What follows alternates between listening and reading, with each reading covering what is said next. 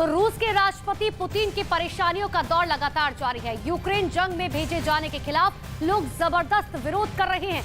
मोर्चे पर जाने का खौफ युवाओं में इस कदर है कि वो खुद को जख्मी करना ज्यादा पसंद कर रहे हैं, लेकिन जंग में जाने के लिए तैयार नहीं है।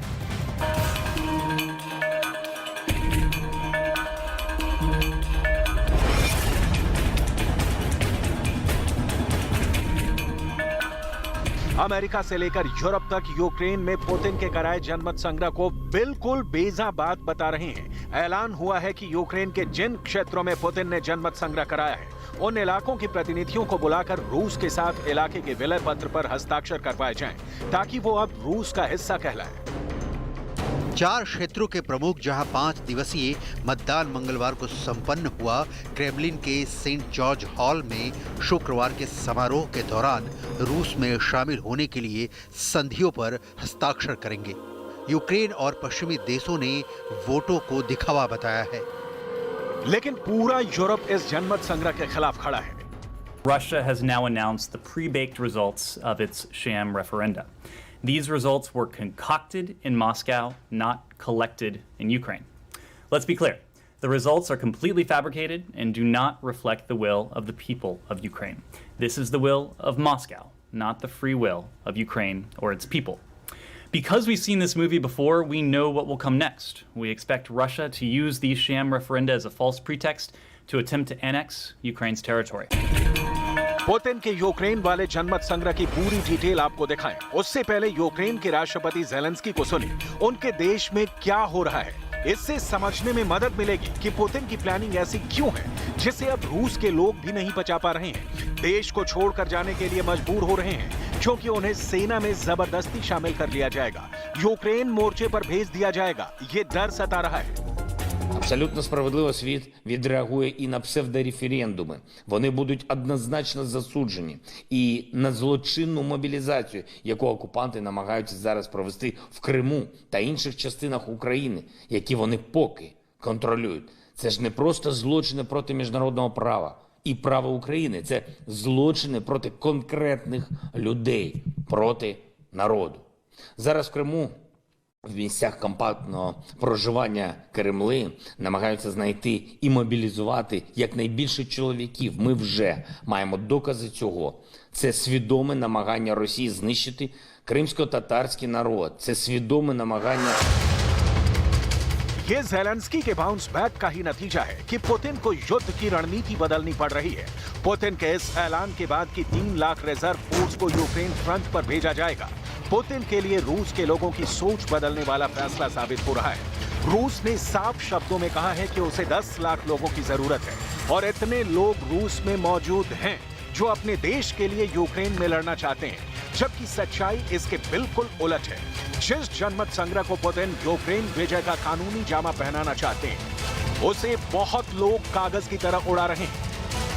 Nous le savons, l'agression déclenchée par la Russie en Ukraine est loin d'être terminée et son cortège de drames humains, de victimes civiles, de crimes de guerre, de destruction ne va hélas pas disparaître. Je le dis avec une certaine gravité, au moment où la Russie renouvelle sa rhétorique agressive, au moment où elle organise des simulacres de référendum qui signent son statut d'État paria, et au moment où des incidents inexpliqués ont lieu dans la mer Baltique, je le dis avec une certaine gravité, oui, nous aurons à maintenir notre engagement dans la durée.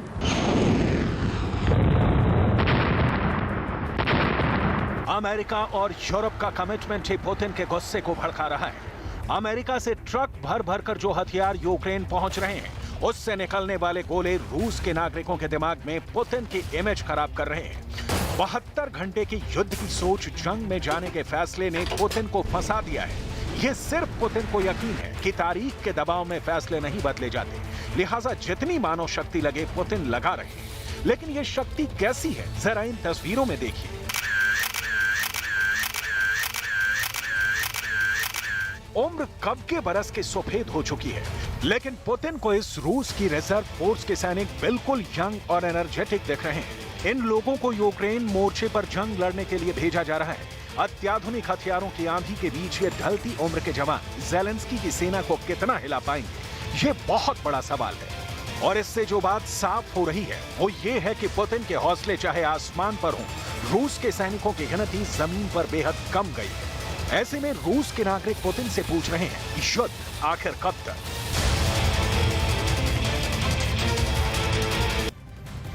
तो America और Europe इस जनमत संग्रह की खिल्ली लगातार उड़ा रखे हैं। इसके बाद सबसे बड़ा सवाल यह है कि पुतिन अब आगे क्या करेंगे। क्या पुतिन की नई नवेली डेड आर्मी पुतिन को इस मुश्किल से निकाल पाएगी या नहीं।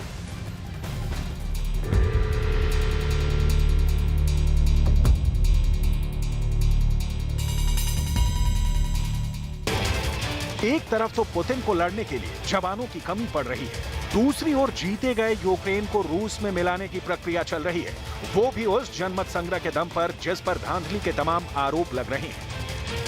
यूक्रेन में जनमत संग्रह करवाने वाले रूस के अधिकारियों का कहना है कि ज़पोरिज़िया में 93%, खेरसोन में 87%, लुहांस्क में 98% और डोनेट्स्क में 99% लोगों ने रूस के साथ रहना मंजूर किया है।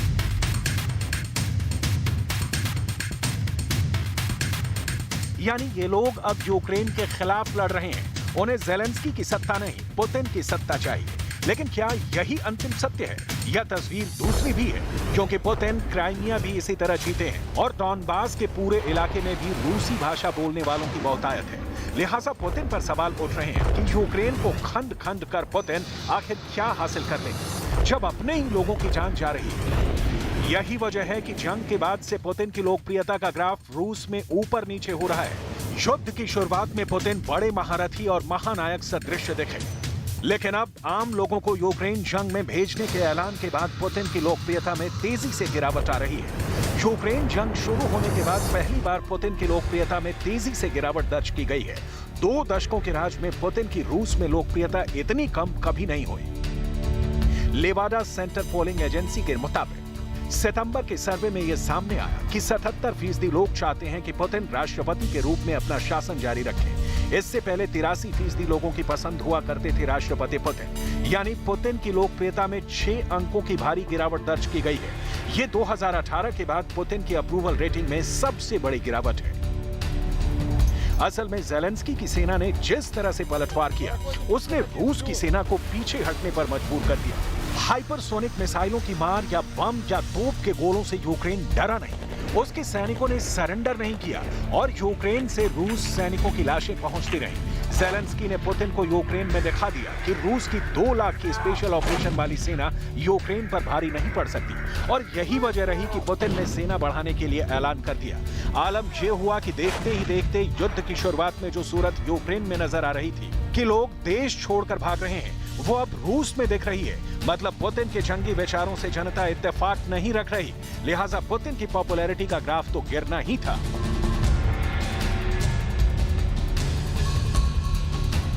इधर खबर आ रही है कि रूस की जर्मनी जाने वाली नॉर्ड स्ट्रीम पाइपलाइन में एक और लीकेज का पता चला है।